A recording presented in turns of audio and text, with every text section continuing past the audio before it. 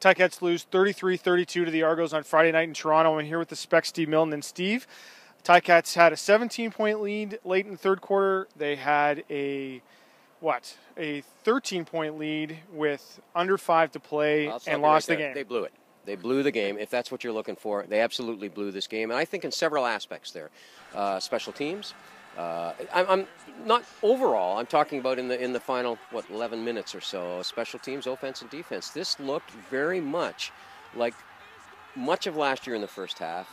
All of this year in the first half. You need 1 or 2 first downs from the offense, and you don't get it on key ball positions. And you need 1 stop. You just needed 1 stop on the defense. And I mean, they end up with Owens getting, that's ridiculous. This is sort of what you would have predicted. Everybody predicted a shootout. It turned into one, really. And I wasn't really looking at that most of the game, were you? It looked more like Hamilton was totally in control. And then they stopped controlling. They started trying, not trying things. I mean, Ken Austin got pretty mad about this on that reverse, but that was no time to call that reverse. We're talking about the fact that with the 17-point lead, with running back Moses Madu out of the game with an injury, the Ticats called a double reverse, and the ball ended up on the ground. Argos recovered, and I think that was the catalyst for the comeback. I think there's no doubt about that. Now, the other thing, and we have to give the Cats a little bit of due here, is losing Moses Madu very early. They could not run ball control kinds of plays with a ball control kind of player, and that being their American tailback. And yes, Prime did a nice job on getting that one first down, but he's not the guy you're going to give the ball to all the time to eat clock. The time management on this team and their losses has been a problem. 10 seconds, I think, on the second last possession. 10 seconds of control. Again, some of that comes down to Madu. You could maybe sweep wide on those kinds of things. You're going to eat up 10 or 12. There are a lot of little point giving away things in this game that it's not going to be fun in that film room.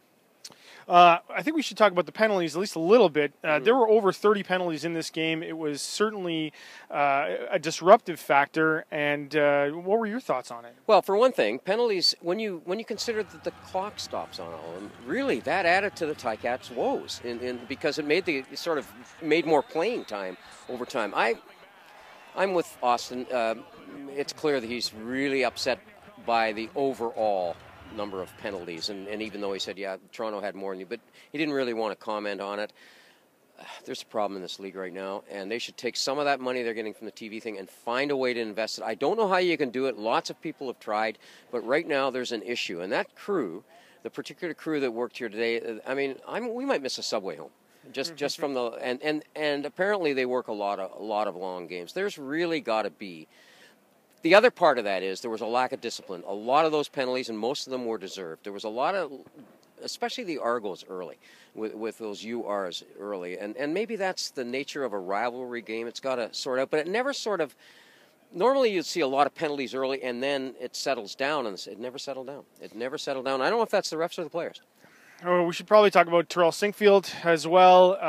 Had a long punt return that looked like it was going for a touchdown. He looked over to the Toronto bench. Kent Austin called it clowning after the game. Sinkfield tried to back away from it, cover its tracks, and saying he was looking for guys behind him. And really, if he was looking, he didn't look very well because the guy was right there. There's no doubt he was looking at the Toronto bench in my mind. He's a young guy.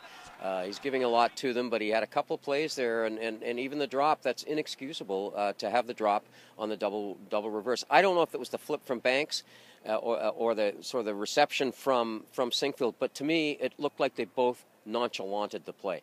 And 8 minutes to go, was it? You don't nonchalant at any time in a football game, but not in the final quarter. Argos, Ticats now tied, top of the East Division. Montreal has a chance to get there as well if they win on Monday. This was an opportunity for them to put some distance between the Argos, and now we're in a horse race. Yeah, and this won't be of any consolation to Ticats or any of their fans. But this game tonight just added 10,000 people, I think, and mostly from Hamilton, to the game that's going to be here in 2 weeks. And it's a Saturday afternoon, lots of time to get here, 4 o'clock in the afternoon. You won't have as many traffic problems, although there's no such thing as no traffic problems in this city. And I think if they show this enough on TV locally and talk about it, the local fans will come out for this thing too, because there's a chance for entertainment. I know. but the local fans that they do have. I mean, there were lots of people who liked the Argos who weren't here tonight because it's a long weekend, and also because it's ridiculous to get here on a Friday night. Make sure you check out Saturday Spectator for a full game report. Reporting from the Rogers Center with the Spec Steve Milton, I'm Drew Edwards.